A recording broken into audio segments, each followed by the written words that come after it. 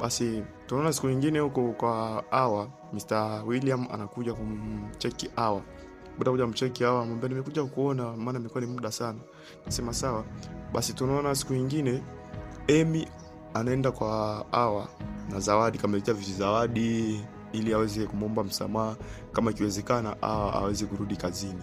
Basi akawa anamwambia hizi hapa ni zawadi zako tumekuletea.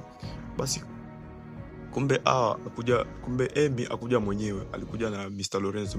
Mara ghafla tunamwona Mr. Lorenzo anatokea hapo.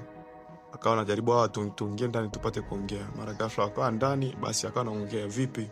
Umefikiriaje kuhusu hilo?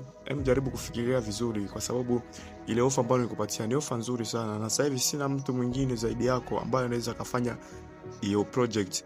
Kwa hiyo naomba jaribu kunikubalia.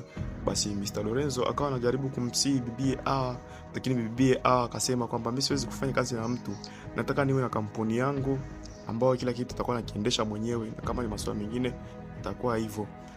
Basi Mr. Lorenzo akawa anajaribu tena kumsii, lakini A akaonekana kuwa mgumu na kutokubaliana kufanya kazi na Mr. Lorenzo.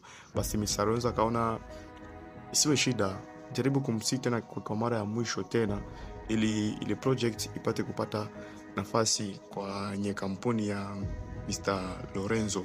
Kwa hiyo akawa anajaribu kumsii bibi Hawa, lakini bibi Hawa akawa akazidi tu kuwa mgumu kwa sababu hakukubali kufanya naye kazi.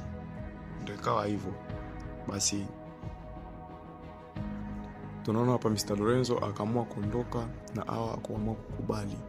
Basi tunaona siku nyingine tena huku kwa Hawa, jamaa anakuja hapa anajitambulisha kwamba ni dereva, ameagizwa na Mr. William ili awe anafanya mizunguko yote ya Hawa, kwani sijui kwenda sokoni, shopping, kazini.